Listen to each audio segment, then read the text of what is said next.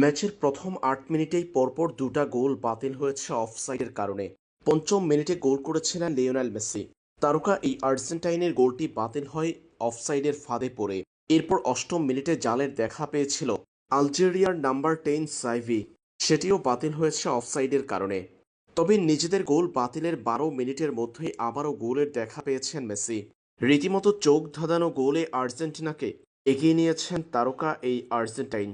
মাঝমাঠ থেকে রদ্রিগো দি পলের বাড়ানো বল ধরে ক্ষিপ্র গতিতে প্রতিপক্ষের চারজন ফুটবলারকে গতিতে পিছনে ফেলে লিওনেল মেসি শট নিয়েছেন ডিবক্সের বাহির থেকে।